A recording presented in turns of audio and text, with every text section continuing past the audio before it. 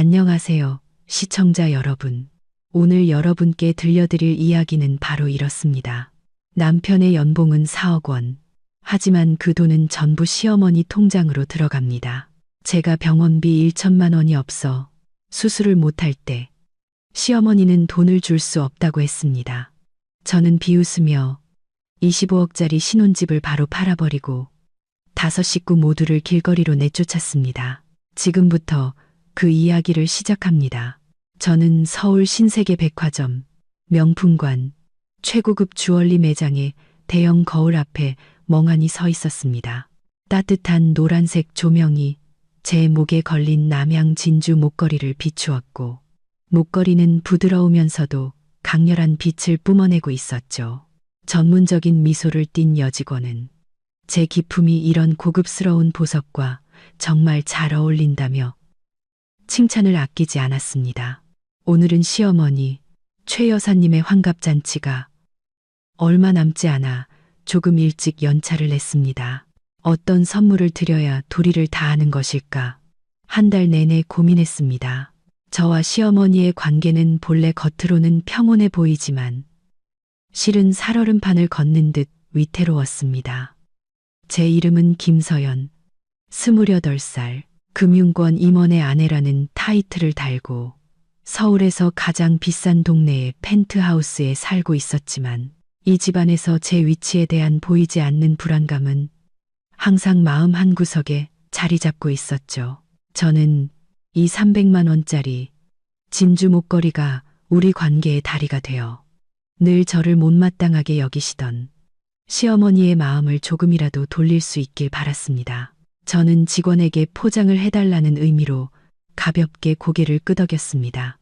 기다리는 동안 저는 결제를 위해 휴대폰을 꺼내 은행 앱을 열었습니다. 매월 15일 남편 박민준 씨의 회사에서 월급이 들어오는 날이라는 것을 똑똑히 기억하고 있었죠. 민준 씨는 우리 박 씨 가문의 자랑이었습니다. 연봉 4억 원에 달하는 유능한 금융이사. 그 액수는 수많은 사람들의 꿈이었고 우리 가족의 화려한 겉모습을 지탱해주는 방패이기도 했습니다. 제 손가락이 화면을 스치며 부부 공동 계좌에 로그인했습니다. 평온하게 뛰던 심장이 쿵 하고 내려앉았습니다. 제가 잘못 본 줄 알고 눈을 비비고 다시 화면에 표시된 숫자를 뚫어지게 쳐다봤습니다. 사용 가능 잔액 13억 원. 저는 고급스러운 공간과 은은한 향수 냄새 속에서 그 자리에 얼어붙었습니다. 이럴 리가 없는데 오늘 아침까지만 해도 민준 씨의 이번 달 월급에 분기별 성과급까지 더하면 분명 3천만 원이 넘을 거라고 계산했습니다. 그 돈은 이 계좌에 고스란히 들어와 있어야 했습니다. 아파트 관리비부터 전기세, 수도세, 그리고 양가 부모님께 드릴 용돈까지 제가 배분해야 할 수많은 지출 항목들이 기다리고 있었으니까요. 저는 떨리는 손으로 거래 내역을 눌렀습니다. 화면에는 불과 30분 전에 실행된 여러 건의 이체 내역이 길게 나열되어 있었습니다. 단 1원도 남김없이 모든 돈이 익숙한 계좌로 흘러들어갔습니다. 수취인 최영숙. 이체 메모에는 어머니, 아들이 맡깁니다라고 적혀 있었습니다. 등줄기를 따라 찬 기운이 흘러 손끝까지 퍼져나갔습니다. 남편의 피땀 어린 월급이자 우리 작은 가족의 생명줄과도 같은 돈이 눈 깜짝할 사이에 시어머니의 주머니로 증발해버린 것입니다. 최 여사님은 이 레스토랑에서 근사한 식사 한 끼도 할 수 없는 푼돈만 남겨두고 계좌를 싹 긁어가셨습니다. 직원이 정교하게 리본이 묶인 쇼핑백을 들고 돌아왔습니다. 그녀의 얼굴에는 여전히 환한 미소가 걸려 있었죠. 그녀는 결제할 금액을 알려주며 제게 카드를 요청했습니다. 얼굴이 화끈 달아오르며 창피함과 분노가 목구멍까지 차올랐습니다. 어디론가 숨고 싶었습니다. 외제차를 타고 고급 펜트하우스에 사는 임원 사모님이라는 사람이 시어머니 선물 하나 살 60만 원도 계좌에 없다니 저는 목소리가 떨리지 않게 애쓰며 카드를 집에 두고 왔고 급한 일이 생겨 바로 가봐야 한다고 더듬거리며 거짓말을 했습니다. 저는 도망치듯 매장을 빠져나왔고 등 뒤로는 직원의 어리둥절한 시선이 느껴졌습니다. 대리석 바닥에 부딪히는 하이힐 소리가 유난히 날카롭고 외롭게 들렸습니다. 주차장에 도착해 차에 올라타 문을 세게 닫자 밀폐된 공간의 답답함이 저를 짓눌렀습니다. 저는 핸들에 머리를 박고 참았던 눈물을 터뜨렸습니다. 진주 목걸이가 아까워서도 남편의 돈을 탐내서도 아니었습니다. 한 가정의 아내이자 살림을 책임지는 사람으로서 받아야 할 최소한의 존중조차 받지 못했다는 사실 때문이었습니다. 민준 씨는 돈을 벌었지만 저는 단 한 푼의 큰 돈도 제 의사대로 결정할 권한이 없었습니다. 매달 남편에게서 받는 생활비는 고작 150만 원이었습니다. 그 돈으로 이 고급 아파트의 모든 지출을 감당해야 했습니다. 식비는 물론이고 경조사비까지 포함해서요. 저 역시 직장에 다니며 월급을 받고 있었지만 제 월급은 임원 아내라는 체면에 맞는 옷을 사고 남편이 빠뜨리는 부족한 생활비를 메우는데 쓰일 뿐이었습니다. 오늘의 사건은 끌어넘치기 직전에 마지막 물 한 방울과 같았습니다. 이건 단순히 돈의 문제가 아니었습니다. 민준 씨와 그의 어머니 눈에 저는 그저 이 집에 얹혀 사는 식객, 월급도 없이 일하는 가정부, 집안의 재정에 대해 알 권리도 발언할 권리도 없는 존재라는 명백한 증거였습니다. 백미러에 비친 제 얼굴은 화장과 눈물로 얼룩져 있었습니다. 저는 서둘러 눈물을 닦고 평정심을 되찾기 위해 심호흡을 했습니다. 당장 설명이 필요했습니다. 휴대폰을 들어 민준 씨에게 전화를 걸었습니다. 길게 이어지는 통화 연결음은 이미 바닥나고 있는 제 인내심을 시험하는 것 같았습니다. 세 번째 전화만에 민준 씨가 전화를 받았습니다. 주변에 시끄러운 소리가 들려왔습니다. 아마 퇴근 후 회식이나 파트너와의 만남 자리에 있는 듯 했습니다. 민준 씨의 목소리는 술 기운이 섞여 약간 혀가 꼬여 있었고 아내가 무슨 급한 일로 전화했는지에 대한 관심은 조금도 없어 보였습니다. 그는 왜 이렇게 전화를 많이 하냐며 지금 손님 접대 중이라고 말했습니다. 저는 분노를 억누르며 방금 이체된 월급에 대해 물었습니다. 왜 저와 한마디 상의도 없이 모든 돈을 어머니께 보냈냐고. 이번 달에 내야 할 돈도 많고 어머니 환갑 선물도 준비해야 하는데 어떡하냐고 따졌습니다. 저의 걱정과 분노에 대한 그의 대답은 전화기 너머에서 들려오는 가벼운 비웃음이었습니다. 민준 씨는 그게 뭐 그리 대단한 일이냐며 제가 과민 반응을 한다고 했습니다. 그는 이것이 오랜 세월 이어진 도리라고 말했습니다. 아들이 번 돈은 어머니가 관리하는 게 당연한 일이라는 겁니다. 어머니가 돈을 가지고 계셔도 결국 우리 부부를 위해 쓰는 거지.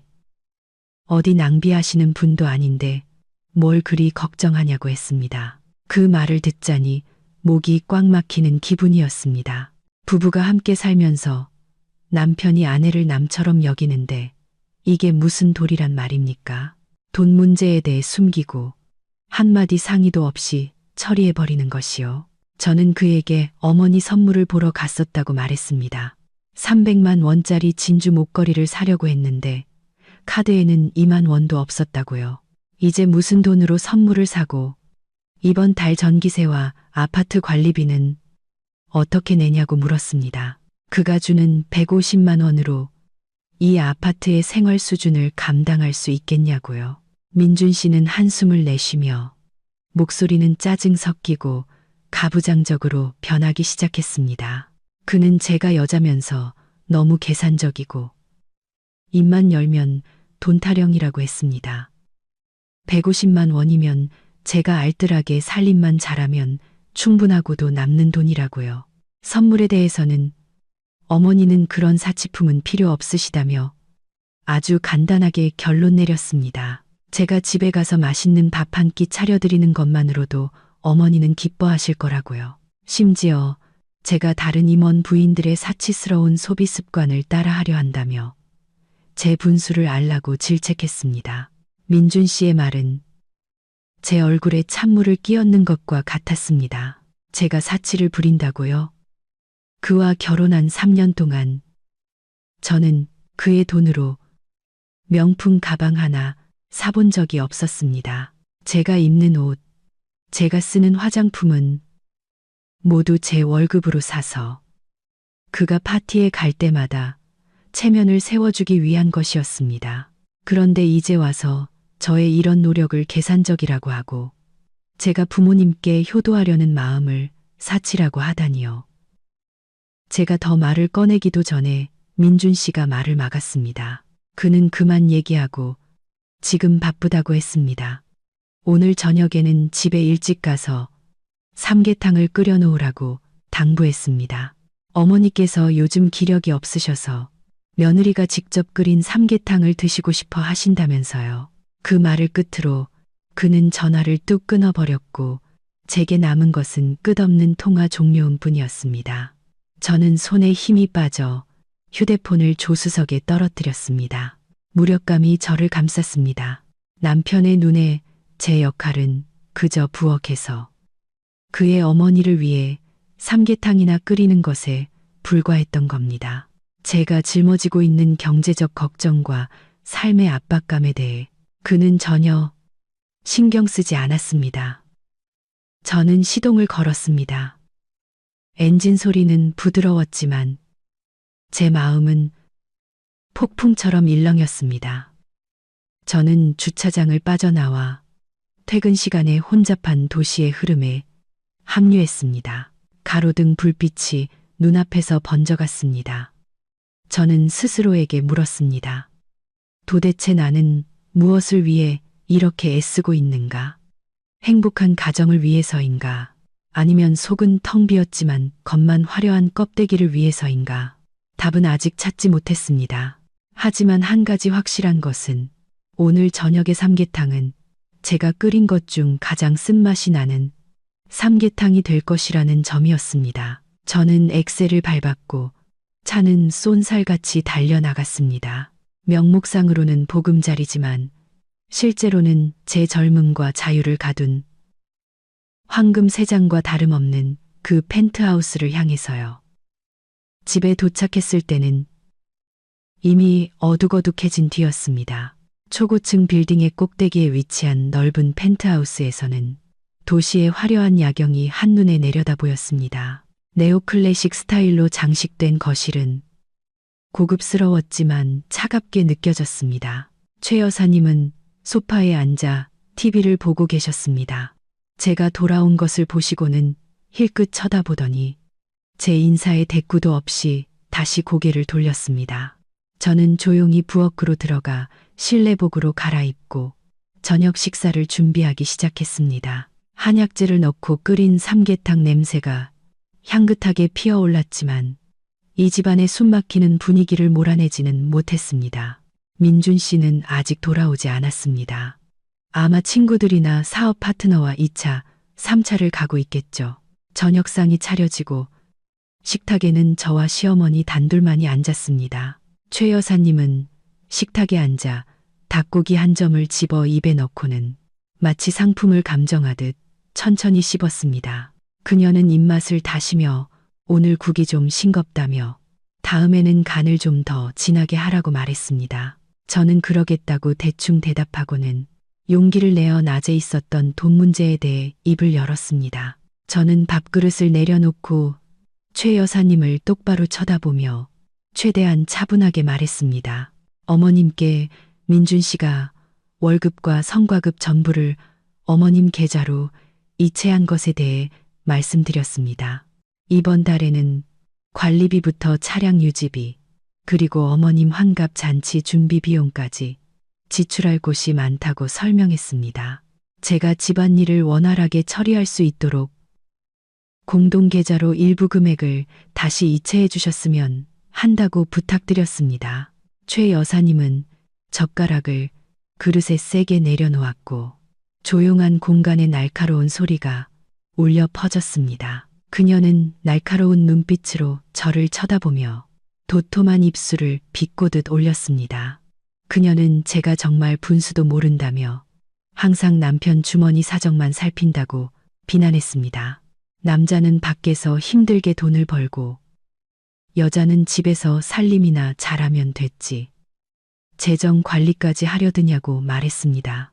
민준이가 어머님께 돈을 드린 것은 집안의 큰일을 처리하기 위함이라고 했습니다.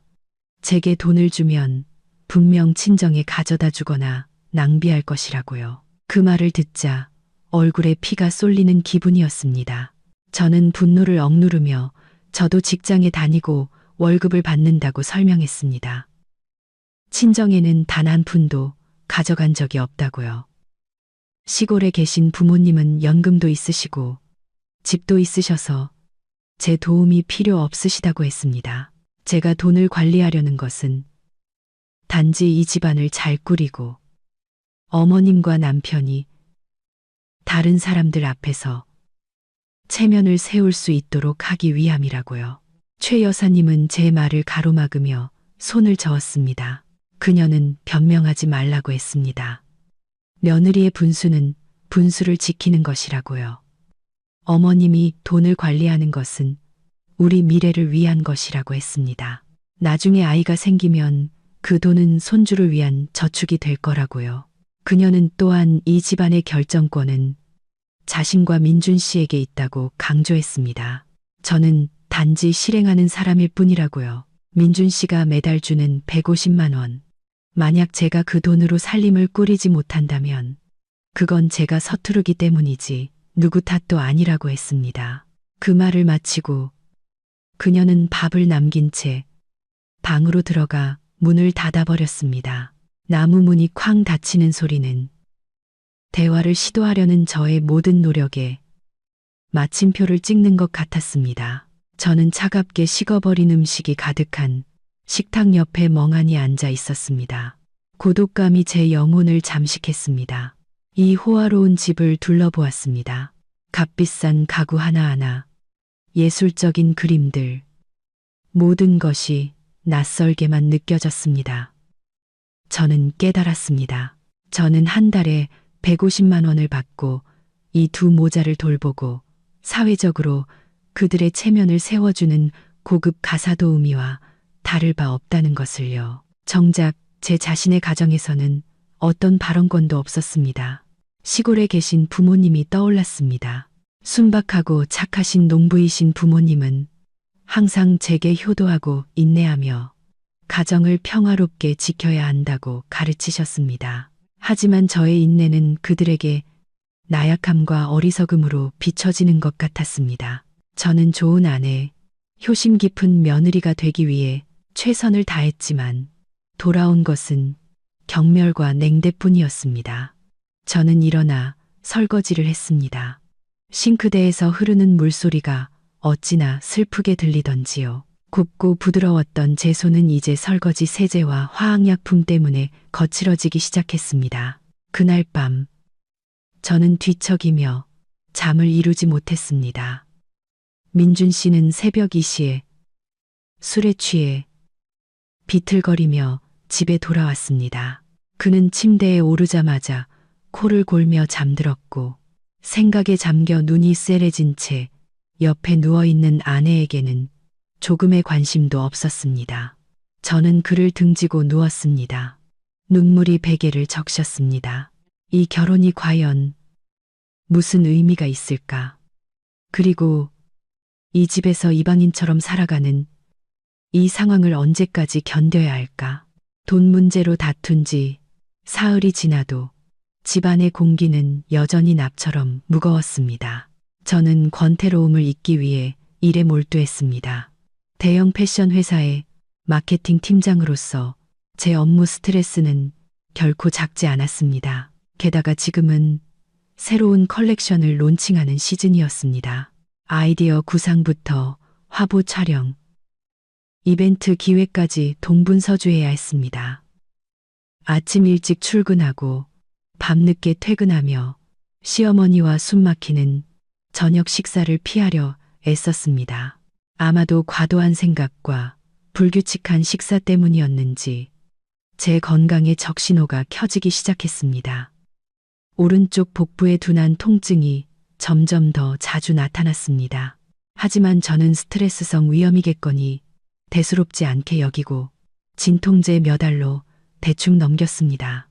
그날 오후 회사 사무실은 해외 파트너와의 중요한 회의 준비로 분주했습니다. 제가 홍보 계획에 대해 발표하던 중 갑자기 누군가 칼로 배를 찌르는 듯한 극심한 통증이 덮쳤습니다. 이마에는 식은땀이 흥건했고 눈앞이 흐려지며 주변 모든 것이 흔들리고 어두워지기 시작했습니다. 저는 쓰러지지 않으려고 책상 모서리를 붙잡았지만 다리는 이미 제 의지를 따르지 않았습니다. 저는 정신을 잃었고 멀리서 들려오는 동료들의 다급한 외침만이 희미하게 들렸습니다. 그리고 모든 것이 암흑 속으로 빠져들었습니다. 제가 다시 정신을 차렸을 때 코를 찌르는 소독약 냄새에 얼굴을 찡그렸습니다. 눈을 뜨니 새하얀 병원 침대에 누워 있었고 주변에서는 의료기기들이 규칙적으로 삑삑 소리를 내고 있었습니다. 친한 동료가 제 곁을 지키고 있다가 제가 깨어난 것을 보고 기뻐하며 소리쳤습니다. 모두가 놀라 저를 회사에서 가장 가까운 서울국제병원으로 옮겼다고요. 의사가 심각한 표정으로 진료 기록을 들고 병실로 들어왔습니다. 그는 제가 급성 담낭염이며 담석이 커져 담관을 막고 있어 매우 위험한 상태라고 통보했습니다. 빨리 수술하지 않으면 담낭이 파열되어 복막염을 일으키고 생명이 위태로울 수 있다고 했습니다. 그 말을 듣자 손발에 힘이 쭉 빠졌습니다. 의사는 즉시 복강경 수술을 해야 한다고 말했습니다.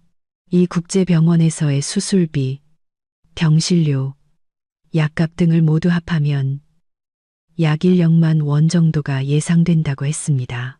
그는 즉시 수술 절차를 밟기 위해 보호자에게 보증금을 납부하라고 요청했습니다. 1억만 원.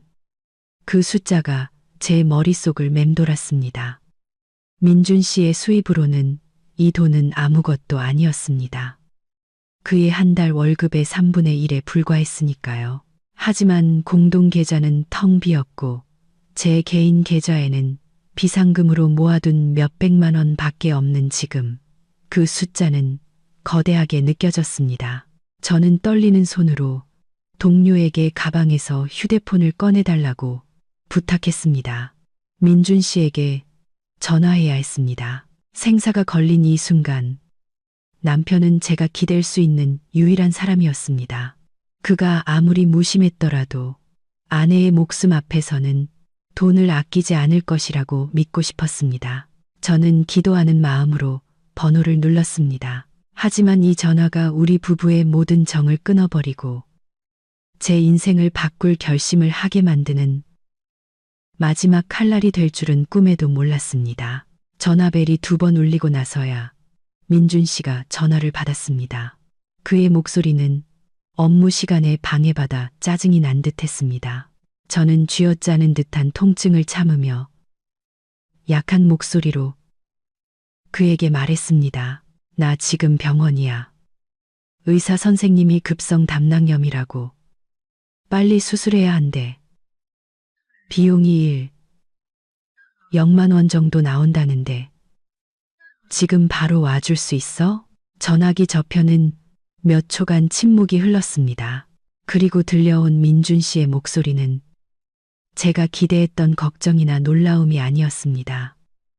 의심과 따지는 듯한 말투였죠. 확실한 거 맞아? 아니면 그 국제병원 의사들이 돈 벌려고 병을 만들어내는 거 아니야? 그는 제가 그냥 배가 좀 아픈 것뿐인데 뭘 그렇게 돈 많이 들여 수술까지 하냐고 했습니다. 그 말을 듣자 서러워서 눈물이 터져 나왔습니다. 저는 의사 선생님이 CT 촬영과 검사를 다 마쳤고 상태가 매우 위급해서 수술하지 않으면 생명이 위험하다고 말했습니다. 제발 병원에 와서 수술비를 내주거나 계좌 이체라도 해달라고 애원했습니다. 목숨이 돈보다 중요하지 않냐고요. 바로 그때 옆에서 들려오는 최 여사님의 목소리가 전화기를 통해 들려왔습니다. 민준 씨가 스피커폰으로 통화 중이거나 어머님이 바로 옆에 계신 것 같았습니다. 그녀의 날카로운 목소리가 쩌렁쩌렁 울렸습니다. 그녀는 담낭염에 무슨 일 0만 원이나 드냐고 소리쳤습니다. 옛날에 시골에서는 배가 아파 대굴대굴 굴러도 용한 의원한테 가서 한약 몇 첩 지어 먹으면 싹 나았다고요. 돈도 몇만 원이면 충분했다면서요. 그녀는 제가 아가씨처럼 조금만 아파도 엄살을 부리고 호강하려고 비싼 병원에나 가려 한다고 비난했습니다. 민준 씨는 어머니의 말을 듣고 더욱 확신에 찬 듯했습니다. 그는 제게 말했습니다. 어머니 말씀이 맞는 것 같아. 당신 알아서 하고 집으로 와. 어머니가 한약 다려주실 테니 그거 마셔. 몸에도 좋고 돈도 안 들잖아. 1력만 원이 무슨 애들 장난감 값인 줄 알아. 그는 한마디를 더 덧붙였습니다. 나 지금 어머니랑 부동산 투자 문제로 회의 중이라 바쁘니까 알아서 해. 그리고 그는 전화를 끊었습니다. 휴대폰이 제 손에서 미끄러져 침대 시트 위로 떨어졌습니다. 저는 새하얀 병실에 홀로 누워 있었습니다. 차가운 기운이 제 몸과 마음을 모두 감쌌습니다. 육체의 극심한 고통도 제 심장을 찢는 고통에는 비할 바가 아니었습니다. 제 남편, 저와 한 침대를 쓰는 사람과 시어머니, 제가 어머니라고 부르던 사람, 그들은 저를 구하기를 거부했습니다. 그들의 눈에 제 목숨은 0만 원의 가치도 없었습니다. 그들이 투자하려는 땅 몇 평보다도 못했습니다. 그들은 제가 좋은 병원에서 치료받는 것보다 돌파리의 한약에 제 목숨을 거는 것을 택했습니다. 그들의 잔인함과 인색함은 극에 달했습니다. 저는 깨달았습니다. 그 냉혈한 인간들에게서 애정을 기대했던 제가 얼마나 어리석었는지를요. 저는 더 이상 그 집안의 아내도 며느리도 아니었습니다. 저는 그저 그들이 가능한 한적은 비용으로 버리고 싶어하는 빚, 짐 덩어리일 뿐이었습니다. 눈물이 베개를 적셨습니다. 저는 피가 날 때까지 입술을 꽉 깨물고 터져 나오려는 울음을 참았습니다. 가장 절망적인 순간, 시골에 계신 늙은 부모님의 얼굴이 떠올랐습니다. 저는 죽을 수 없었습니다. 살아야 했습니다. 제 자신을 위해, 정의를 되찾기 위해 살아야 했고, 제 가치가 그들이 생각하는 것처럼 싸구려가 아니라는 것을 보여주기 위해 살아야 했습니다. 저는 눈물을 닦고 걱정과 동정의 눈빛으로 저를 바라보는 동료에게 고개를 돌렸습니다. 그녀에게 가방을 가져다 달라고 부탁했습니다. 제가 알아서 해결하겠다고요. 하지만 제 마음속으로는 잘 알고 있었습니다. 제 저축만으로는 부족하다는 것을요. 도움이 필요했습니다. 그리고 제 머릿속에 한 사람의 이름이 스쳐 지나갔습니다. 준호. 대학교 시절부터 친한 친구이자 제가 어려울 때마다 항상 묵묵히 저를 걱정하고 도와주었던 사람. 이 순간 제가 믿을 수 있는 유일한 사람이었습니다. 제 떨리는 손이 연락처에서 준호의 번호를 찾았습니다. 채 한 번의 신호음이 끝나기도 전에 전화기 저편에서 전화를 받았습니다. 따뜻하고 걱정스러운 목소리가 들려왔습니다. 서연아, 나 준호야. 무슨 일이야? 그 목소리를 듣는 순간 제 안의 방어벽이 무너져 내렸습니다. 저는 마지막 기댈 곳을 찾은 아이처럼 서럽게 울음을 터뜨렸습니다. 저는 베개에 얼굴을 묻고 목이 메어 숨이 막힐 정도로 흐느꼈습니다. 귓가에는 여전히 준호의 따뜻한 목소리가 맴돌았습니다. 저는 겨우 진정하고 더듬거리며 제 상황과 시댁에서 병원비 지불을 거부한 사실을 이야기했습니다. 제 말이 채 끝나기도 전에 전화기 저편에서 자동차 엔진 소리와 함께 준호의 다급한 목소리가 들려왔습니다. 그는 저에게 진정하라고, 지금 바로 근처에 있으니 15분 안에 도착할 거라고 말했습니다. 그는 그냥 가만히 누워 있으라고 모든 것은 자기가 알아서 하겠다고 했습니다. 정확히 15분 후 병실 문이 열렸습니다. 준호가 당황한 표정으로 나타났습니다. 그의 이마에는 땀이 송골송골 맺혀 있었고 정장은 마치 주차장에서부터 뛰어온 것처럼 흐트러져 있었습니다. 창백한 얼굴로 침대에 웅크리고 누워있는 저를 보자 그의 눈에는 극심한 안타까움이 서렸습니다. 준호는 침대 옆으로 달려와 제 차가운 손을 잡았습니다. 그는 많이 아프냐고, 의사 선생님은 뭐라고 하시냐고 물었습니다. 저는 고개만 끄덕일 수 있었고 눈물은 다시 터져 나오려 했습니다. 준호는 제 동료에게 돌아서서 필요한 절차에 대해 빠르게 물었습니다. 보증금일 0만 원을 내야 수술을 할 수 있다는 것을 알게 되자 준호는 조금의 망설임도 없이 지갑에서 강력한 블랙카드를 꺼냈습니다. 그는 막 들어온 간호사에게 말했습니다. 가장 빠른 절차로 진행해 주세요. 얼마가 들든 상관없습니다. 사람만 살려주시고 가장 좋은 서비스로 부탁드립니다. 의사와 상담하는 준호의 든든한 뒷모습을 보며 제 마음속에는 복잡한 감정이 일었습니다. 준호는 대학교 시절부터 제 절친한 친구였고 현재는 검찰청에서 검사로 일하고 있었습니다. 우리는 함께 걱정 없던 청춘을 보냈고 저는 준호가 저에게 친구 이상의 감정을 가지고 있다는 것을 알고 있었습니다. 하지만 그때 저는 화려한 외모와 성공적인 커리어를 가진 민준 씨를 선택했었죠. 이제 제 남편이 저를 외면했을 때 이 남자는 아무것도 따지지 않고 저를 구하기 위해 달려왔습니다. 수속을 마친 후 준호는 병실로 돌아왔습니다. 그는 이미 외과 과장으로 있는 지인에게 전화를 걸어 제 수술을 직접 집도해달라고 부탁해 놓은 상태였습니다. 그는 침대 옆 의자에 앉아 땀으로 젖어 제 이마에 달라붙은 머리카락을 부드럽게 쓸어 넘겨주었습니다. 그는 왜 이렇게 바보 같냐고, 아프면 일찍 말하지, 왜 이 지경까지 만들었냐고 저를 나무랐습니다. 그는 또 화가 난 목소리로 제 남편은 어디 있고 시댁 식구들은 어디 있기에 저를 이렇게 혼자 내버려 두냐고 물었습니다. 저는 침묵했습니다. 뭐라고 대답해야 덜 초라할지 알 수 없었습니다. 준호의 관심은 오히려 제 처지를 더욱 비참하게 만들었습니다. 저는 민준 씨가 먼 곳으로 출장을 가서 급히 돌아올 수 없다고 거짓말을 했지만 준호의 날카로운 눈빛은 모든 것을 꿰뚫어 보는 듯 했습니다. 그는 저를 추궁하지 않고 단지 제 손을 꼭 잡고 단호하게 말했습니다. 서연아, 걱정 말고 수술 받아. 다른 건 나중에 생각하자. 내가 여기 있으니까 아무도 널 함부로 대하지 못할 거야. 그 말은 가장 강력한 안정제와 같았습니다. 저는 곧바로 수술실로 옮겨졌습니다. 수술실의 조명은 눈부셨고 금속 기구들이 부딪히는 소리가 날카롭게 들렸습니다. 마취약이 몸에 퍼지기 전 제가 마지막으로 본 모습은 민준 씨가 아니라 유리문 틈으로 보이던 준호의 걱정스럽고 믿음직한 눈빛이었습니다. 저는 살아남을 것이고 혼자가 아니라는 믿음을 안고 잠이 들었습니다. 수술은 순조롭게 끝났습니다.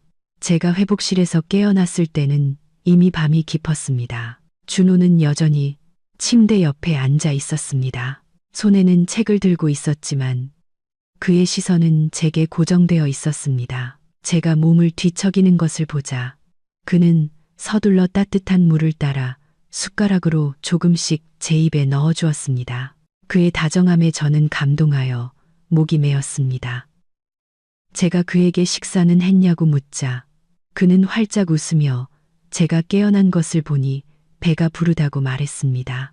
그날 밤 준호는 한숨도 자지 않고 제 곁을 지켰습니다. 제가 아플까봐, 목이 마를까봐, 도움이 필요할까봐 걱정했습니다. 그를 보며 저는 제 자신의 어리석음을 깨달았습니다. 지금까지 저는 행복이라는 환상을 쫓느라 바로 곁에 있는 진정한 가치를 잊고 살았습니다.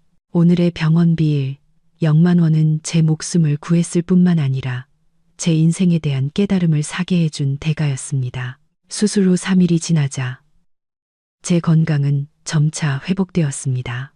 복강경 수술 자리가 아직 아팠지만 혼자서 앉고 가볍게 걸을 수 있게 되었습니다. 준호는 여전히 자주 찾아와 그의 어머니가 직접 끓여주신 영양가 있는 죽을 가져다 주었습니다. 그는 병원 음식이 제 입맛에 맞지 않을까봐 걱정했습니다. 준호를 볼 때마다 제 마음은 이상하게 따뜻해졌지만 동시에 제 법정 남편을 생각하면 쓰라림이 밀려왔습니다. 입원한 3일 동안 민준 씨는 한 번도 나타나지 않았고 안부 전화 한 통도 없었습니다. 제 휴대폰은 무서울 정도로 조용했습니다. 저는 그가 제가 수술을 마쳤는지조차 모르는 건지 아니면 정말로 제가 죽어서 짐을 덜어주길 바라는 건지 궁금했습니다. 넷째 날 오후 제가 창밖을 내다보며 병원 정원의 푸른 나무들을 보고 있을 때 휴대폰에 메시지 알림이 떴습니다. 심장이 쿵 하고 내려앉았습니다. 민준 씨의 메시지였습니다. 저는 심호흡을 하고 화면 잠금을 해제했습니다. 차가운 글자들이 제 눈에 들어왔습니다. 내 친구가 병원비 내줬다며. 그럼 우리 식구는 갈 필요 없겠네. 돈 굳었다. 알아서 처리하고 퇴원할 때 연락해. 택시 불러줄 테니까. 저는 그 메시지를 몇 번이고 다시 읽었습니다. 한 글자 한 글자가 이미 피 흘리는 제 심장을 찌르는 바늘 같았습니다. 건강에 대한 안부도 사과의 말도 없었습니다. 오직 치밀한 계산과 잔인할 정도의 책임 회피뿐이었습니다. 그는 제가 준호의 도움을 받은 것을 뻔히 알고 있었지만 부끄러워하거나 고마워하기는커녕 그것을 남편으로서의 의무를 회피할 핑계로 삼았습니다. 그는 돈을 내기 싫었고 번거로운 것이 싫었습니다. 저는 손가락 마디가 하얗게 질릴 정도로 휴대폰을 꽉 쥐었습니다. 가슴속에서 분노가 치밀어 올라 숨쉬기조차 힘들었습니다. 이 사람이 내가 지난 3년간 사랑하고 희생했던 남자인가? 결혼식 날 평생 나를 돌봐주겠다고 맹세했던 사람이 이 사람인가? 모든 것이 거짓말이었습니다. 저는 울지 않았습니다. 제 눈물은 그날 밤 이미 다 말라버렸습니다. 이제 고통 대신 차가운 평정이 그 자리를 차지했습니다. 저는 이 결혼이 끝났다는 것을 알았습니다. 그가 저에게 응급실 대신 한약을 마시라고 했을 때부터 이미 끝났습니다. 그가 아내는 한 푼도 없는 것을 알면서도 모든 돈을 어머니에게 보냈을 때부터 이미 끝났습니다. 저는 준호에게 메시지를 보냈습니다. 내일 퇴원 수속 좀 도와줘. 여기 더 이상 1분도 있고 싶지 않아. 저는 집으로 돌아가야 했습니다. 관계를 회복하기 위해서가 아니라 계획을 시작하기 위해서였습니다. 제게 속한 모든 것을 되찾고 그 시댁 식구들에게 인간으로서의 도리에 대해 뼈저린 교훈을 가르쳐주기 위한 계획을요. 다음 날 아침 준호가 저를 데리러 왔습니다. 그는 제가 짐을 깔끔하게 정리하고 초췌한 모습을 가리기 위해 가볍게 화장한 것을 보고 놀랐습니다. 그는 정말 집으로 돌아갈 거냐고 아니면 며칠 더 부모님 댁에서 요양하는 것이 어떻겠냐고 물었습니다. 저는 고개를 저으며 말했습니다. 집에서 해결해야 할 중요한 일이 있어. 준호는 제 눈을 깊이 들여다보았고 제 안의 변화를 감지한 듯 했습니다.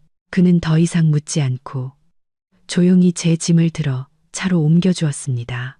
돌아오는 길에 저는 침묵을 지켰습니다. 머릿속은 다음 단계를 계획하느라 분주했습니다. 제가 겪어야 했던 모든 억울함, 시어머니의 비난, 남편의 무관심이 슬로우 모션, 영화처럼 선명하게 떠올랐습니다. 저는 스스로에게 다짐했습니다. 이것이 그들이 제 자존심을 짓밟는 마지막이 될 것이라고. 오늘부터 김서연은 더 이상 순종적이고 나약한 며느리가 아닐 것이라고요. 차가 고급 아파트 로비 앞에 멈췄습니다.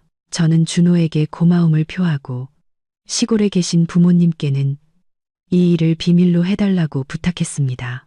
부모님께서 걱정하시는 것을 원치 않았습니다. 준호는 고개를 끄덕이며 제 손에 영양제 한 병을 쥐어주고 여러 가지 당부를 했습니다. 준호의 차가 사라지는 것을 보며 저는 심호흡을 하고 고개를 든 채 엘리베이터로 들어섰습니다. 진짜 전쟁은 이제부터 시작이었습니다. 펜트하우스에 들어서자 차갑고 적막한 공간이 저를 맞이했습니다.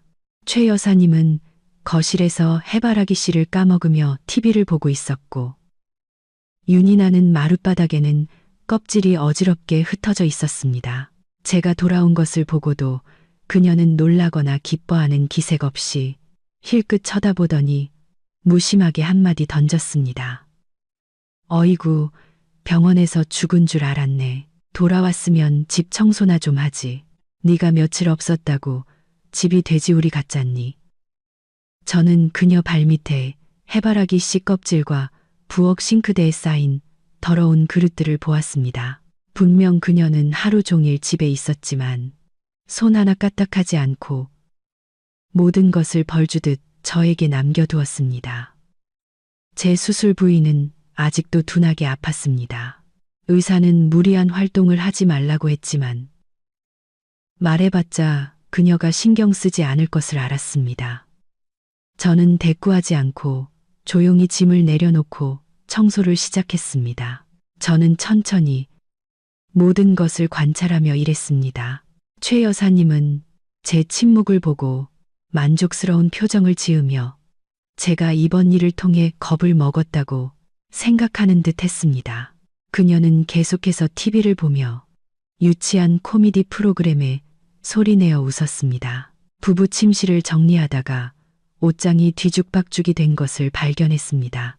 아마 민준 씨가 제가 없는 동안 무언가를 찾았던 모양입니다. 저는 한숨을 쉬며 옷을 다시 정리하기 시작했습니다. 민준 씨가 옷장 뒤에 작은 개인 금고를 숨겨두었다는 것이 생각났습니다. 며칠 전 방을 청소하다가 그가 화분 밑에 열쇠를 숨기는 것을 우연히 보았습니다. 저는 열쇠를 찾아 떨리는 손으로 금고를 열었습니다. 안에는 집문서가 반듯하게 놓여 있었습니다. 저는 깜짝 놀랐습니다. 3년 전 이 집을 살 때 민준 씨는 서류 절차는 자기가 다 알아서 하겠다고 했습니다. 그리고는 집문서를 은행 금고에 안전하게 보관하겠다며 가져갔습니다. 그날 이후로 저는 이 문서를 직접 본 적이 없었습니다. 왜 지금 이것이 낡은 이불 더미 속에 숨겨져 있는 걸까요? 저는 떨리는 손으로 문서를 집어들어 첫 장을 펼쳤습니다. 소유주 이름이 인쇄된 글자를 보는 순간 심장이 멎는 것 같았습니다. 토지 및 건물 소유자 김서연 생년월일 1909 16XX XX 주민등록번호 XXXXXXXXXX 제 이름, 오직 제 이름만이 적혀 있었습니다. 박민준이라는 이름은 어디에도 없었습니다. 저는 눈을 비비고 비고란을 다시 읽었습니다. 소유 형태, 단독 소유. 3년 전의 기억이 폭풍처럼 몰아쳤습니다. 당시 집을 사려 할 때 민준 씨는 과거의 채무 문제 때문에 채권자들에게 재산을 압류당할까봐 공증사무소에서 재산 분할 약정서를 작성해야만 했습니다. 집을 사는 돈이 제 개인 자금이며 자신과는 무관하다는 내용이었습니다. 그는 집문서와 이 서류를 자기가 가지고 있으면 안전할 것이라고 생각했겠지만 바로 그 문서 덕분에 저는 그의 서명 없이도 집을 팔 수 있는 완전한 권리를 갖게 된 것입니다. 저는 다음 장들을 넘겨보았지만 공동재산에 대한 어떤 합의서도 첨부되어 있지 않았습니다. 이는 법적으로 25억 원 상당의 이 집이 완전히 제 소유라는 것을 의미했습니다. 민준 씨는 그저 얹혀 사는 사람이었던 겁니다. 저는 집문서를 꽉 쥐었습니다. 바로 이거야. 이것이 바로 하늘이 제게 주신 무기이자 비장의 카드였습니다. 그들은 저를 잔인하게 대했습니다. 제가 기생충처럼 산다고 멸시했습니다. 하지만 그들은 자신들이 제 집에서 살고 있다는 사실을 꿈에도 몰랐을 겁니다. 제가 이 집을 팔아버리면 민준 씨와 최 여사님은 길거리로 나앉게 될 것입니다. 제 입가에 차가운 미소가 번졌습니다. 저는 집문서를 제 개인 가방에 조심스럽게 넣고 가방 깊숙이 숨겼습니다. 그들이 제가 이것을 찾았다는 것을 알게 해서는 안 됐습니다.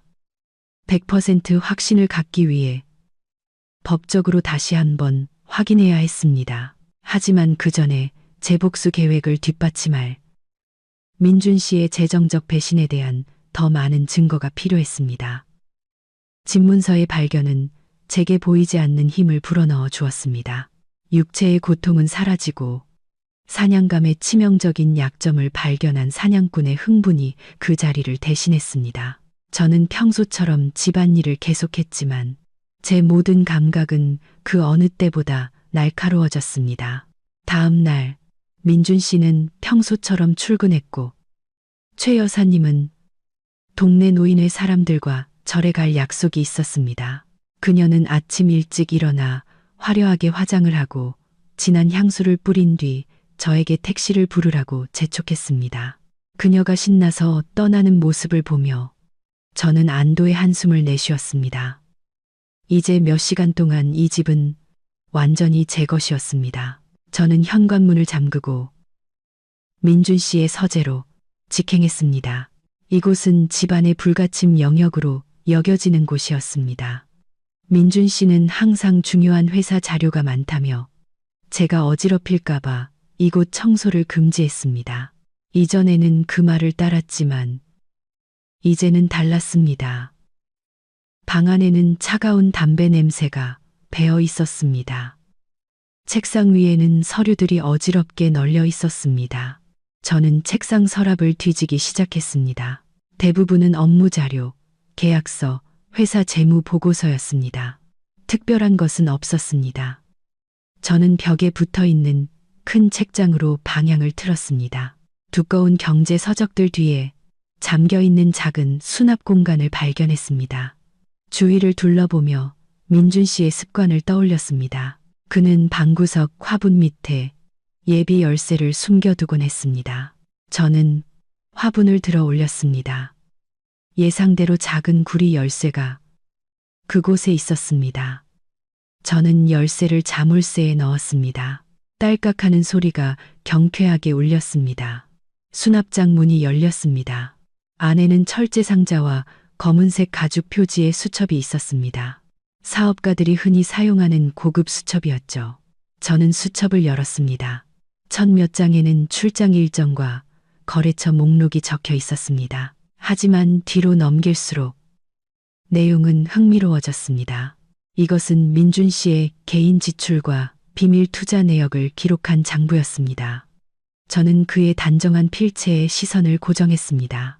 첫 줄에는 X월 10일, 어머니께 2억 원 이체, 용인 땅 계약금이라고 적혀 있었습니다. 다음으로 X월 15일, 1억 5천만 원 추가 이체, 5번 도로 코너 부지 매입, 5월 20일, 3억 원 추가 이체, 어머니 명의 계좌로 주식 투자, 그리고 가장 최근인 X월 1일, 5천만 원 이체, 은행 이자 수입이라고 기록되어 있었습니다. 저는 휴대폰을 꺼내 한 장 한 장 사진을 찍었습니다. 지난 2년간 민준 씨가 몰래 최 여사님에게 이체한 금액은 총 7억 원에 달했습니다.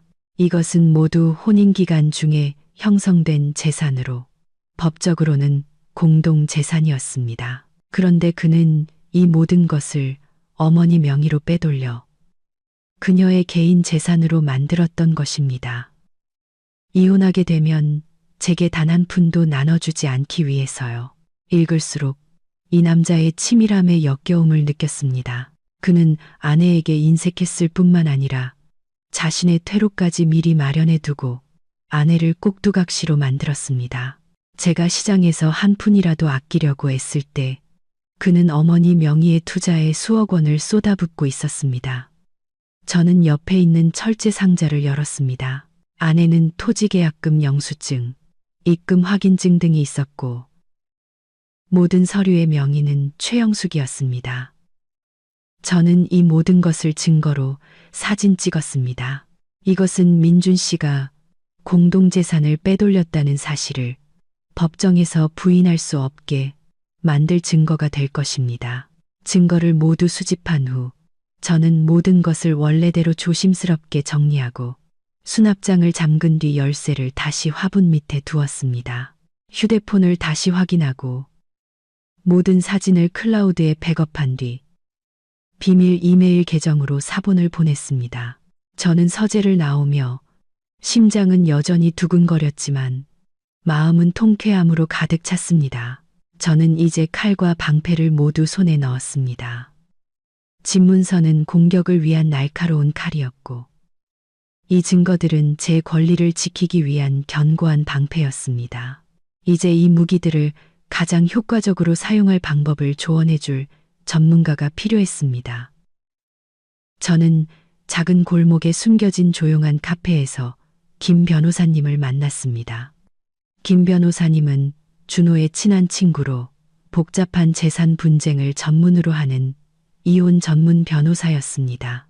준호가 제가 퇴원한 직후 소개해 주었습니다. 김 변호사님은 지적인 금태 안경을 쓴 차분한 중년 남성이었습니다. 그는 제 이야기를 주의 깊게 들었고 가끔 수첩에 메모를 했습니다. 제가 집문서와 민준 씨의 검은 수첩을 찍은 사진을 보여주자 그의 안경 너머 눈이 빛났습니다.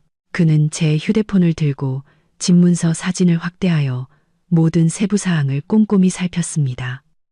한참의 침묵 후 그는 휴대폰을 내려놓고 저를 보며 미소 지으며 말했습니다. 축하드립니다. 김서연 씨가 이 칼자루를 쥐고 계시네요. 김 변호사님은 법적으로 모든 것을 상세히 설명해 주었습니다. 집문서는 제 단독 명의로 되어 있고 단독 소유라고 명시되어 있었습니다. 이는 제가 이 재산에 대한 완전한 처분권을 가지고 있다는 의미였습니다. 저는 민준 씨의 서명 없이도 이 집을 팔거나 증여하거나 담보로 잡을 수 있었습니다. 실제로는 민준 씨와 시댁의 돈이 들어갔다 하더라도 법정에서 다투게 되면 그들이 자금 출처를 증명해야 했습니다. 민준 씨가 신용 문제로 인해 의도적으로 제 명의로 집을 등록했다는 점을 고려하면 이 증명 과정은 그에게 매우 복잡하고 불리할 것이었습니다. 그는 목소리를 낮춰 분석을 덧붙였습니다. 만약 이혼 후에 재산을 분할하게 되면 법원은 기여도와 자금 출처를 고려할 수 있습니다. 그렇게 되면 재산이 반으로 나뉘거나 일정 비율로 분할될 수 있고 과정이 매우 길고 피곤해질 겁니다. 지금 서연 씨에게 가장 좋은 전략은 선매도 후이혼입니다. 제가 그게 무슨 뜻이냐고 다시 묻자 김 변호사님은 간단하게 말했습니다. 두 분이 이혼하기 전에 이 집을 즉시 파세요.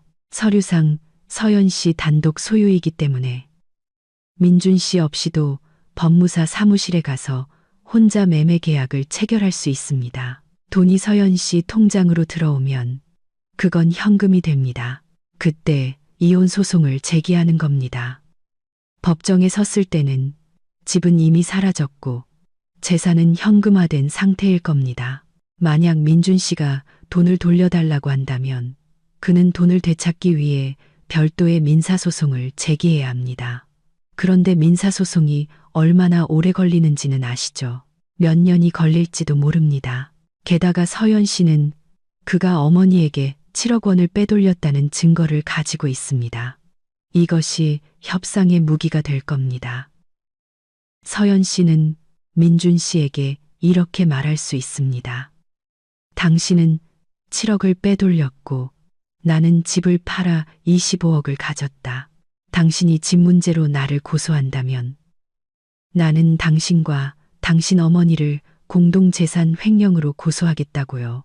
김 변호사님의 분석을 듣자 제 마음속에 희망이 차올랐습니다.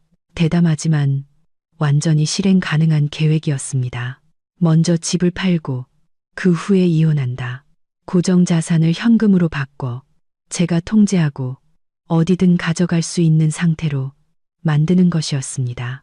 제가 그렇게 빨리 팔면 헐값에 팔리지 않을까 걱정하자 김 변호사님은 고개를 끄덕였습니다. 물론입니다. 서현 씨의 펜트하우스 시세는 약 28억 원 정도입니다. 며칠 안에 빨리 팔려면 가격을 좀 낮춰야 합니다. 25억 원 정도면 바로 사겠다는 사람이 나타날 겁니다. 3억 원을 손해보는 대신 자유를 얻고 25억 원을 확실히 손에 쥐는 것. 저는 충분히 가치 있는 거래라고 생각합니다. 저는 고개를 끄덕이며 동의했습니다. 25억 원에서 남은 은행 대출금 약 8억 원과 시댁에서 냈던 계약금 10억 원을 돌려주고 나면 제게는 여전히 큰 돈이 남게 됩니다. 게다가 민준 씨가 빼돌린 7억 원에서 제 몫을 받아낼 수도 있었고요. 무엇보다 그들이 그토록 자랑스러워하던 집을 잃게 되었을 때의 통쾌함이 중요했습니다. 저는 단호하게 말했습니다. 알겠습니다. 변호사님 말씀대로 하겠습니다. 김 변호사님은 금매를 전문으로 하는 믿을 만한 부동산 중개인의 명함을 주었습니다. 그는 제게 매우 신중하게 행동해야 하며 민준 씨와 시어머니 앞에서 절대 허점을 보여서는 안 된다고 당부했습니다.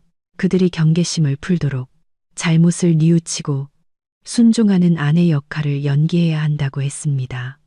카페를 나오며 저는 한결 가벼워진 발걸음으로 걸었습니다. 계획은 세워졌습니다. 이제 집으로 돌아가 제 인생 최대의 연극을 시작할 시간이었습니다. 저는 폭탄이 터지는 마지막 순간까지 현명한 아내이자 효심 깊은 며느리가 될 것입니다. 집에 돌아왔을 때는 이미 어둑어둑해진 뒤였습니다. 거실에서 새어나오는 노란 불빛을 보며 호랑이 굴로 들어가기 전에 심호흡을 해야 했습니다. 제 머릿속에는 오직 하나의 목표만이 있었습니다. 민준 씨와 시어머니가 제가 완전히 굴복했다고 믿게 만드는 것. 문을 열고 들어서자마자 민준 씨는 소파에 다리를 꼬고 앉아 축구를 보고 있었고 최 여사님은 빨갛게 칠한 손톱을 다듬고 있었습니다. 제가 돌아온 것을 보고 최 여사님은 곁눈질로 한번 쳐다보더니 입을 삐죽이며 비꼬는 투로 말했습니다. 아예 나가서 안 들어오는 줄 알았네. 뭐 하러 들어와서 집만 좁게 만들어. 저는 평소처럼 짜증을 내거나 대꾸하지 않았습니다. 저는 조용히 가방을 내려놓고 죄책감 어린 미소를 지으며 작은 목소리로 말했습니다. 어머니, 그리고 민준 씨, 죄송해요. 며칠 동안 곰곰이 생각해봤는데 제가 너무 잘못했어요. 며느리로서 분수를 모르고 감히 어머니께 큰 소리를 쳤어요. 어머니 말씀이 다 맞아요. 여자는 분수를 알아야 하고 돈 문제는 남자가 관리하는 게 맞아요. 민준 씨와 최 여사님은 모두 깜짝 놀라 서로를 쳐다보며 믿을 수 없다는 표정을 지었습니다. 민준 씨는 다리를 내리고 TV를 끄며 의심스러운 눈초리로 저를 뚫어지게 쳐다봤습니다. 그는 오늘 제가 약이라도 잘못 먹었냐며 왜 그렇게 이상하게 말하냐고 물었습니다.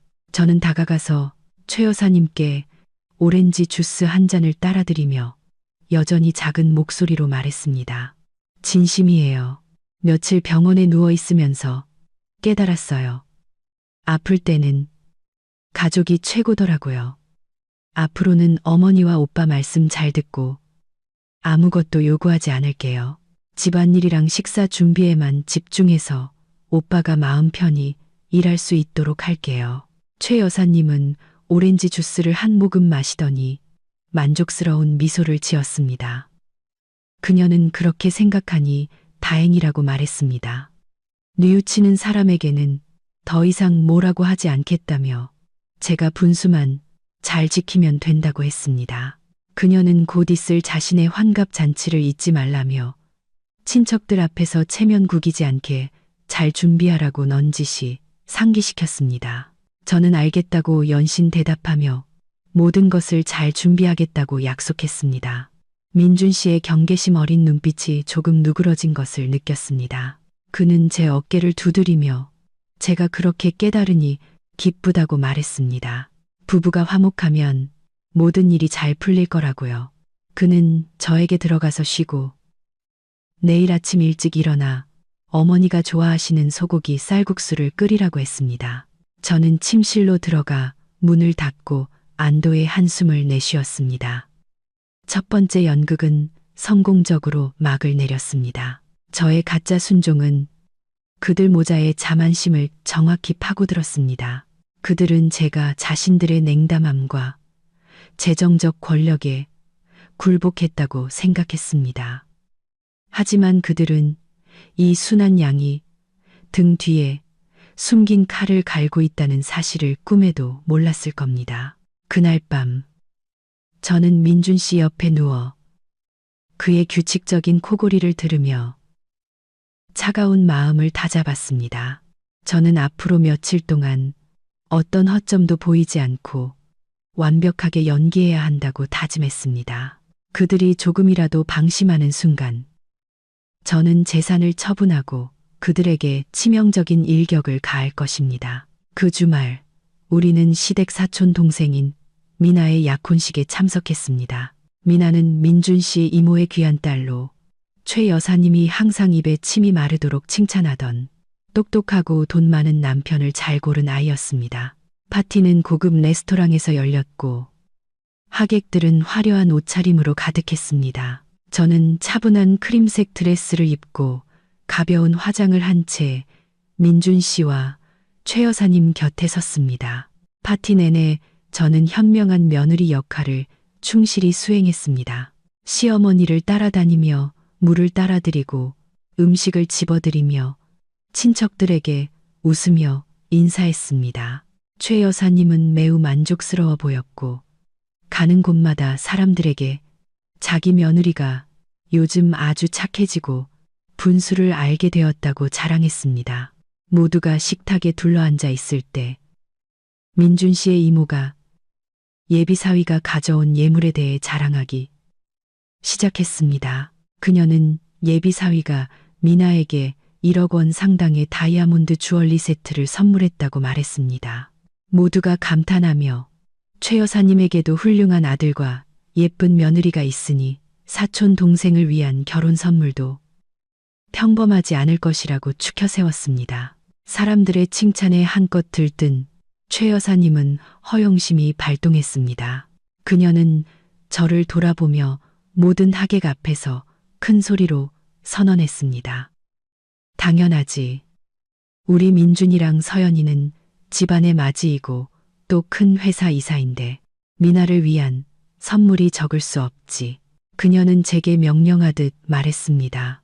서연아, 잊지 마. 미나 결혼식 날이 내 생일이니까 축의금으로 500만 원 정도 준비해서 우리 체면 좀 세워줘. 식탁의 모든 시선이 제게 쏠렸습니다. 500만 원. 그 돈은 평범한 직장인의 몇 달치 월급에 해당하는 금액이었습니다. 공동 계좌는 텅 비었고 입원비로 개인 통장 잔고도 얼마 남지 않은 제게 그 큰 돈을 어디서 구한단 말입니까? 저는 최 여사님이 저를 일부러 곤란하게 만들고 있다는 것을 알았습니다. 자신의 허영심을 채우면서 제 연말 보너스와 개인 저축까지 뜯어내려는 속셈이었습니다. 옆에 앉아있던 민준 씨도 거들었습니다. 맞아, 여보. 500만 원이 우리 집에 뭐 그리 큰 돈이라고. 알아서 준비해. 어머니 체면 깎이지 않게. 저는 식탁 밑에서 냅킨을 꽉 쥐었지만 얼굴에는 여전히 환한 미소를 유지했습니다. 지금 거절하거나 돈이 없다고 하면 제 착한 며느리 연극은 수포로 돌아갈 것이 뻔했습니다. 저는 꾀를 내야 했습니다. 저는 일어나 와인잔을 들고 맑은 목소리로 말했습니다. 네, 어머니와 오빠 말씀 명심하겠습니다. 미나의 행복을 위해 500만 원을 축하금으로 내는 것은 당연한 일이죠. 약속드릴게요. 미나 결혼식 날이자 어머님 환갑 잔치날. 제가 직접 이 선물을 전달해서 모두가 기뻐할 수 있도록 하겠습니다. 최 여사님은 눈을 가늘게 뜨고 웃으며 연신 고개를 끄덕였습니다. 민준 씨도 손뼉을 치며 매우 만족스러워했습니다. 친척들은 저를 관대하고 처신을 잘하는 형님이라고 칭찬했습니다. 아무도 그 미소 뒤에 제가 다른 계획을 세우고 있다는 것을 알지 못했습니다. 미나의 결혼식 날은 제가 모든 것을 터뜨릴 날이 될 것입니다. 제가 약속한 500만 원짜리 선물은 그들이 평생 기억할 특별한 선물이 될 것입니다.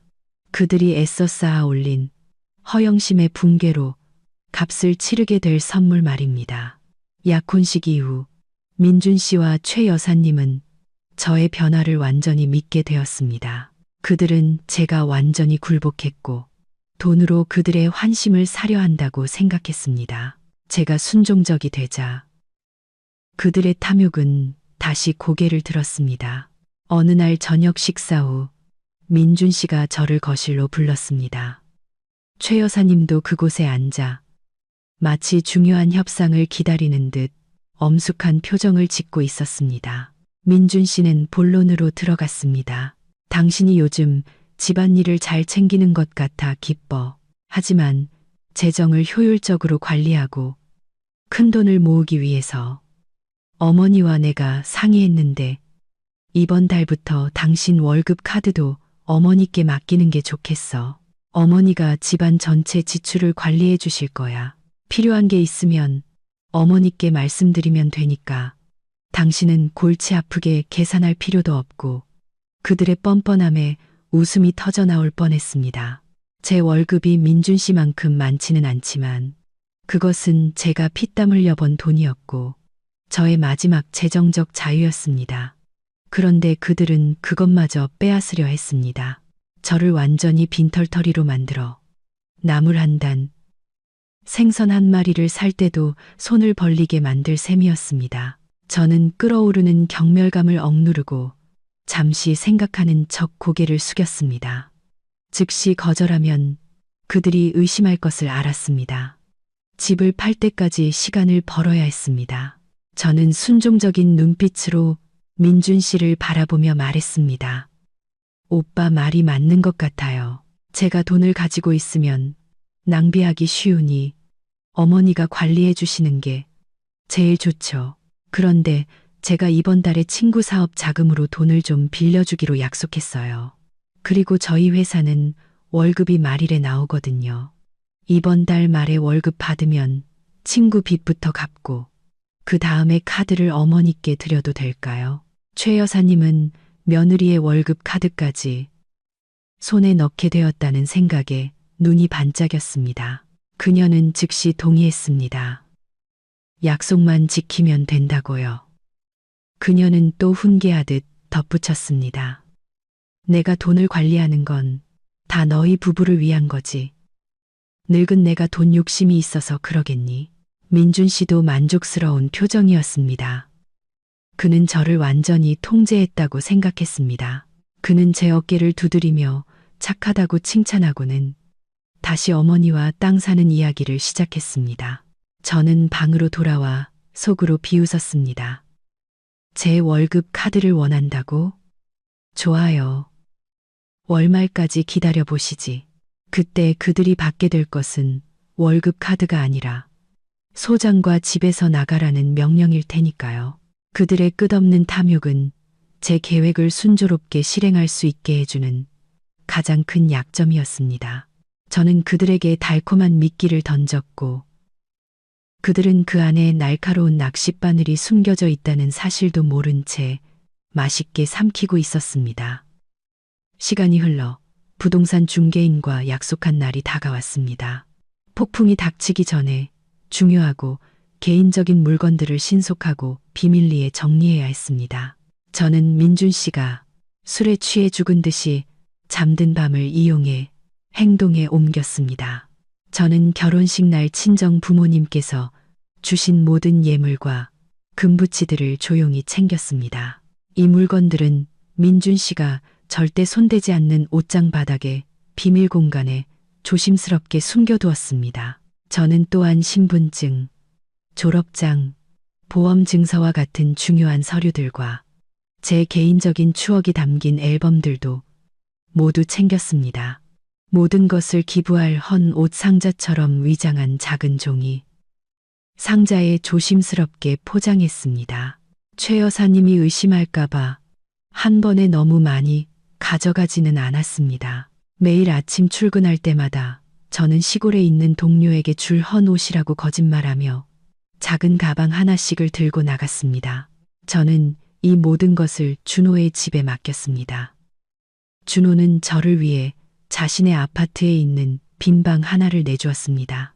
양손 가득 짐을 들고 지친 얼굴이지만 결심에 찬 눈빛을 한 저를 보며 준호는 별말 없이 조용히 짐 정리를 도와주었습니다.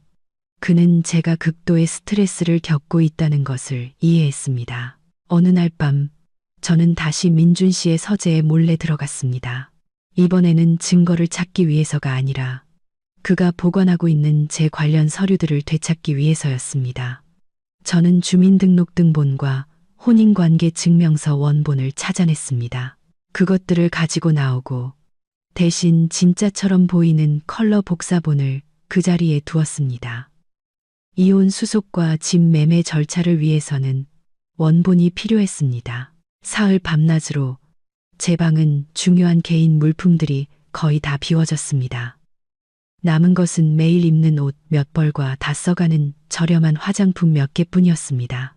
저는 방을 한번 둘러보며 썩어가는 결혼 생활의 껍질을 벗어 던지는 것 같은 기분을 느꼈습니다. 저는 김 변호사님과 준호에게 모든 준비가 끝났다고 메시지를 보냈습니다. 이제 내일 집 구매자와의 운명적인 만남만이 남았습니다. 저는 침대에 누워 긴장감에 심장이 두근거렸습니다. 내일은 계획의 성패가 결정되는 날이었습니다. 순조롭게 진행된다면 저는 자유로 가는 티켓을 손에 쥐게 될 것입니다. 만약 실패한다면 그 결과가 얼마나 끔찍할지 상상하고 싶지도 않았습니다. 하지만 이제 더 이상 물러설 곳이 없었습니다. 저는 오직 앞으로 나아갈 뿐이었습니다. 다음 날 아침, 저는 수술 부위 재검진을 핑계로 오전에 휴가를 냈습니다.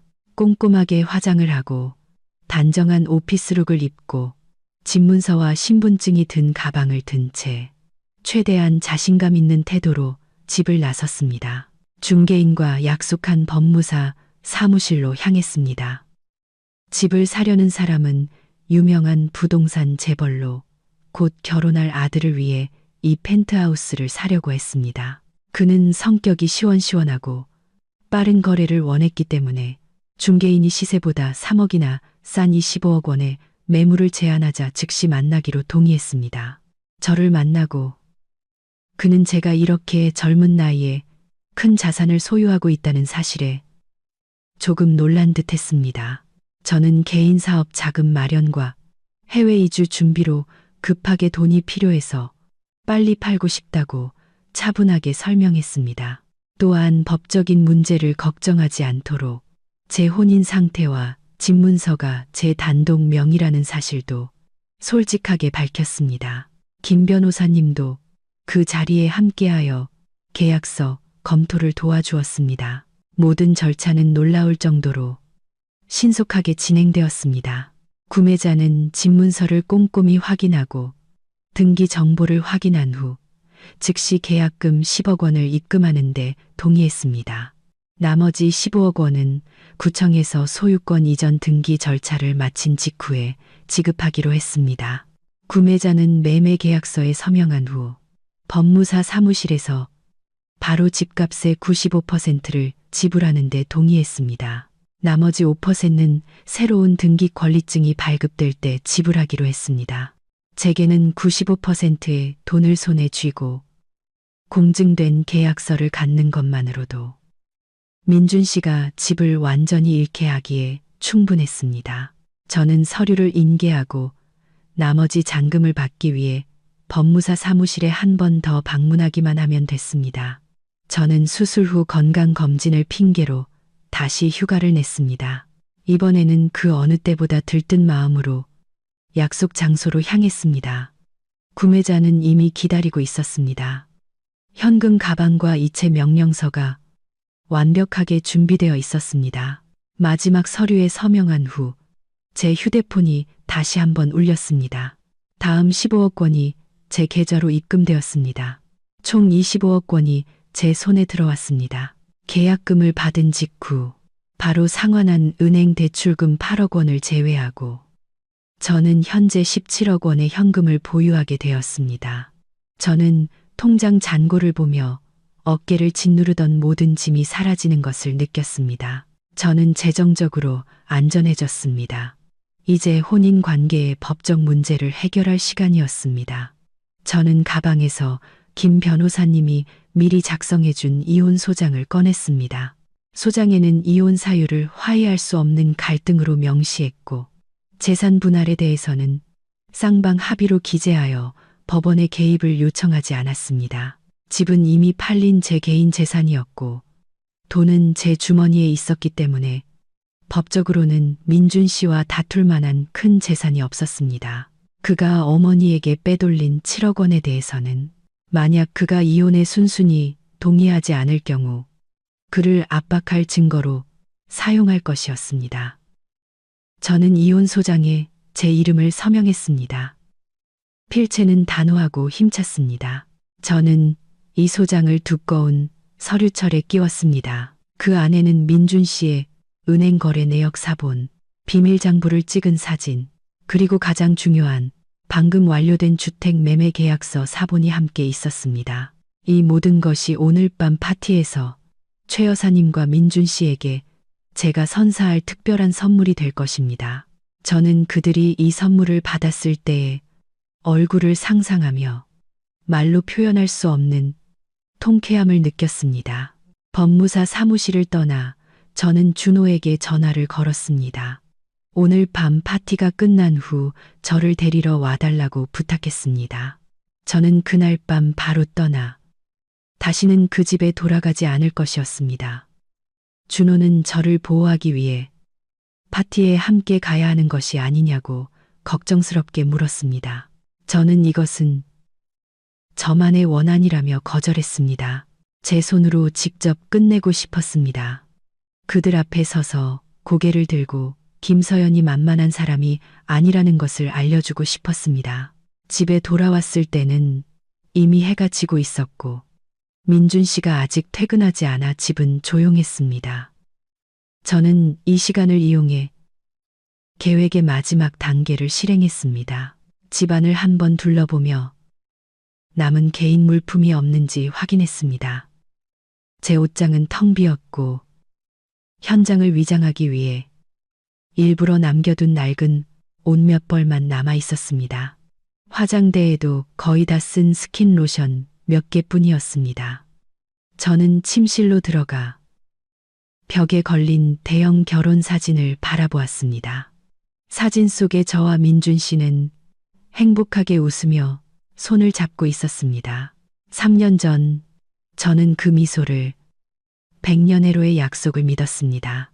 하지만 지금 다시 보니 위선과 조롱만이 느껴졌습니다. 저는 의자를 밟고 올라가 사진을 내렸습니다.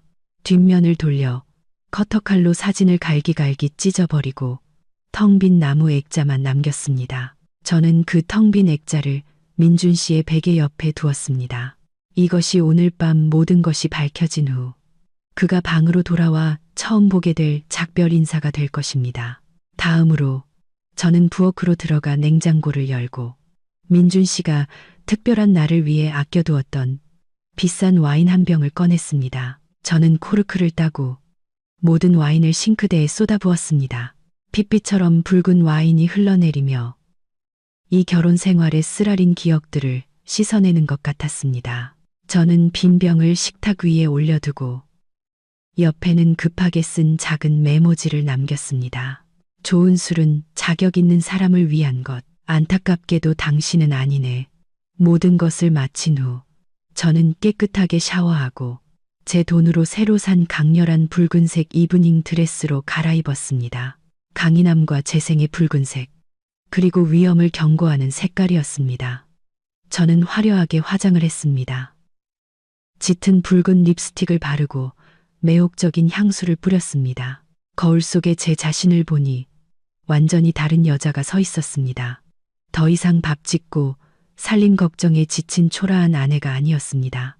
제 앞에는 자신의 왕관을 되찾기 위해 마지막 전투에 나설 준비가 된 당당한 여왕이 있었습니다. 초인종이 울렸습니다. 친정 부모님이셨습니다. 저는 오늘 아침 비밀리에 부모님을 서울로 모시고 근처 호텔에서 쉬시도록 준비해 두었습니다. 저는 오늘 밤 파티에 부모님께서 참석하셔서 사돈댁의 진짜 얼굴을 목격하시고 상황이 험악해질 경우 저를 보호해 주시길 바랐습니다. 부모님은 아름답게 차려입었지만 단호한 눈빛에 저를 보셨습니다. 부모님은 딸이 너무 많은 것을 견뎌왔고 이제는 일어서야 할 때라는 것을 이해하셨습니다. 아버지는 제 손을 꼭 잡고 말씀하셨습니다. 네가 옳다고 생각하는 대로 하거라. 아빠 엄마는 항상 내 곁에 있을 거다. 최 여사님의 환갑 잔치는 5성급 호텔의 VIP 연회장에서 열렸습니다.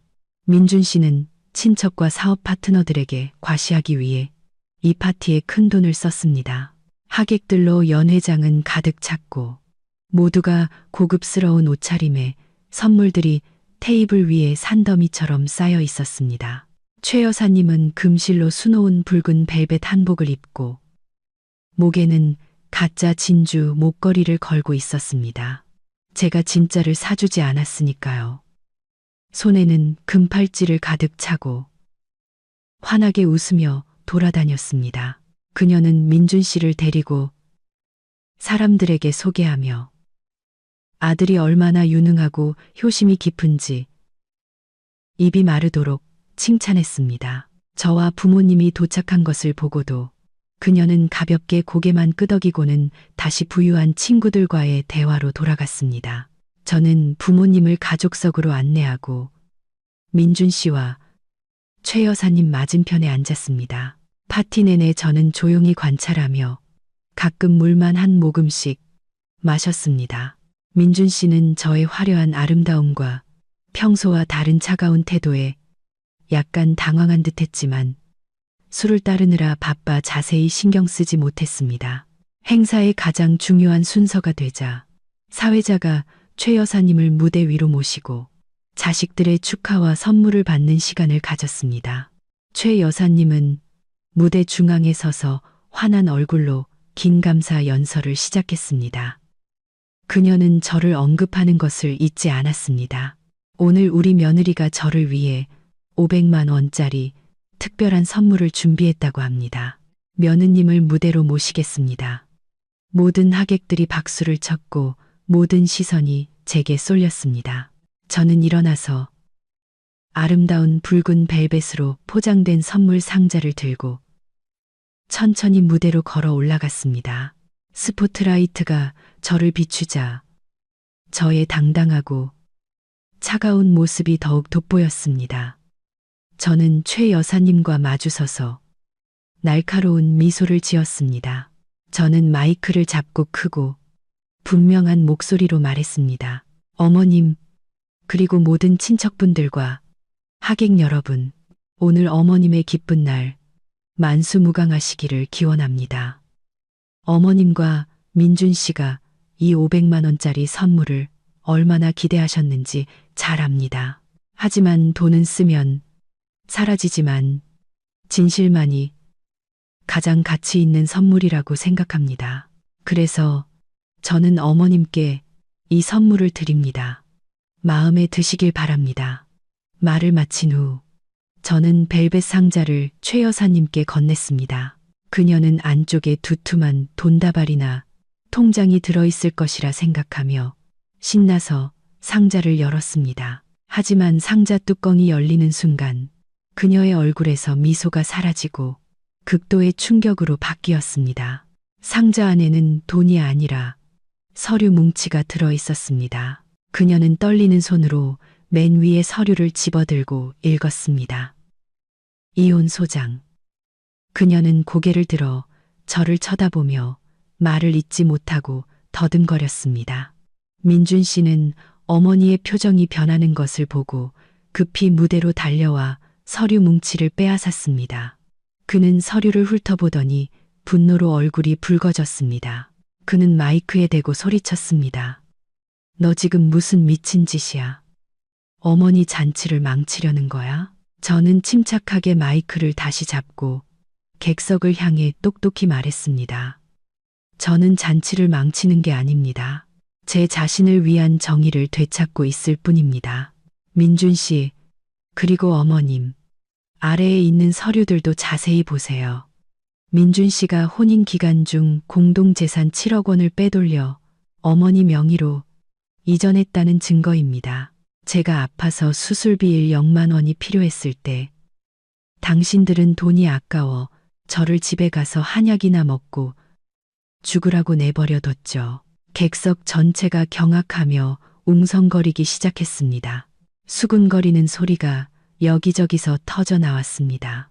최 여사님은 핏기 하나 없는 얼굴로 마이크를 빼앗으려 달려들었지만 저는 뒤로 물러섰습니다. 아직 끝나지 않았어요. 저는 단호한 목소리로 말을 이었습니다. 두 분이 지금 살고 있는 그 펜트하우스, 등기부등본상 제 단독 명의입니다. 그리고 기쁜 소식 하나 알려드리죠. 제가 그 집을 팔았습니다. 오늘 오후에 소유권 이전 절차가 완료되었고 새로운 주인이 모레 입주할 예정입니다. 그러니 이 파티가 끝나면 어머님과 오빠는 짐 싸서 제 집에서 당장 나가주시기 바랍니다. 민준 씨는 그 자리에 얼어붙었고 손발에 힘이 빠져 이혼 소장이 바닥으로 흩날렸습니다. 그는 자신의 귀를 믿을 수 없었습니다. 그의 자부심이었던 28억짜리 집이 그의 눈앞에서 그도 모르게 팔려버린 것입니다. 그때 친정 부모님께서도 무대 위로 올라오셨습니다. 아버지는 최 여사님을 똑바로 가리키며 꾸짖었습니다. 당신은 탐욕스럽고 사악한 사람이요. 내 딸이 당신 집 며느리로 가서 밥 해주고 시중들 때 아픈 것을 가엾게 여기기는커녕 돈 계산이나 하고 있었지. 이제 꼴 좋게 됐소. 우리 집은 당신 같은 부도덕한 사돈 필요 없소.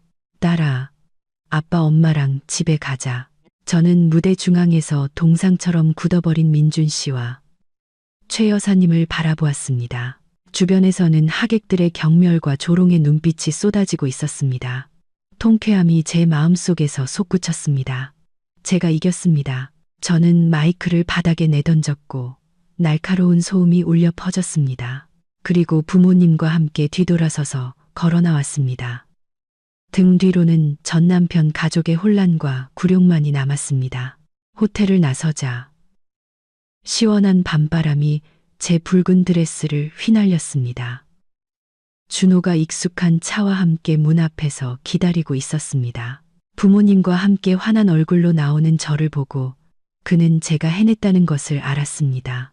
그는 우리를 위해 차문을 열어주었습니다. 차에 앉아. 저는 창밖으로 민준 씨와 최 여사님이 비틀거리며 쫓아나오는 것을 보았지만 호텔 보안 요원들이 그들을 막아섰습니다. 민준 씨는 손을 흔들며 무언가 소리쳤지만 더 이상 들리지 않았습니다. 그들의 모습은 점점 작아지다가 어둠 속으로 사라졌습니다. 그 후 며칠은 민준 씨와 최 여사님에게 지옥과도 같았습니다. 그들은 새로운 집주인에게 펜트하우스에서 쫓겨났습니다. 체면 때문에 누구에게도 말하지 못하고 낡고 허름한 아파트를 임시로 구해 살아야 했습니다.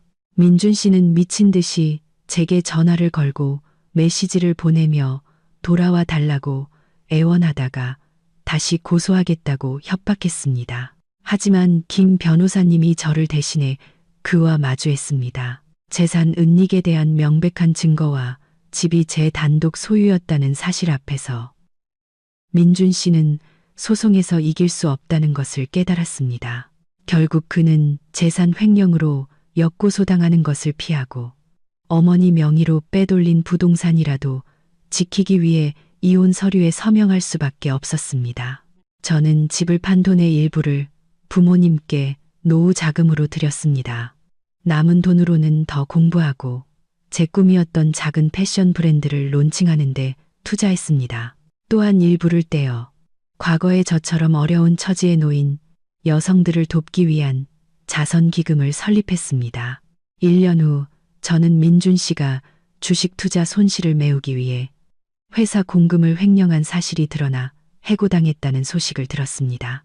최 여사님은 분함과 재산에 대한 아쉬움으로 중병에 걸려 아무도 돌봐주지 않는 좁은 임대 아파트에서 병상에 누워 지낸다고 했습니다.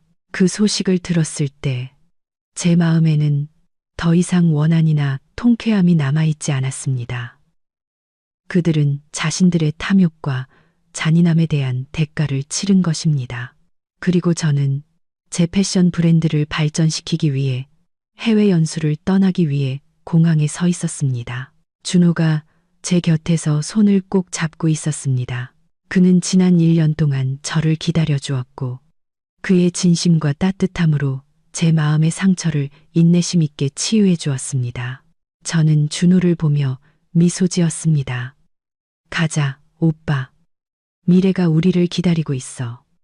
저는 캐리어를 끌고 출국장으로 들어섰습니다. 마음은 하늘을 나는 새처럼 가벼웠습니다. 제 앞에는 넓은 하늘, 자유, 그리고 제가 마땅히 누려야 할 행복이 펼쳐져 있다는 것을 알았습니다. 복수극은 막을 내렸지만 김서연의 새로운 인생 이야기는 이제 막 시작된 것입니다. 이 이야기의 교훈, 여성의 가치는 맹목적인 희생이 아니라 자신을 사랑하고 스스로의 삶을 주체적으로 이끌어가는 능력에 있습니다. 결혼 생활에서 경제적 독립은 가장 튼튼한 갑옷이며 존중은 없어서는 안 될 기반입니다. 막다른 길에 몰렸을 때 인내는 이기적인 사람을 키울 뿐입니다. 오직 단호한 행동과 지혜만이 진정한 자유와 존엄을 가져다 줍니다. 마지막까지 들어주셔서 진심으로 감사합니다. 다음 영상에서 다시 뵙겠습니다.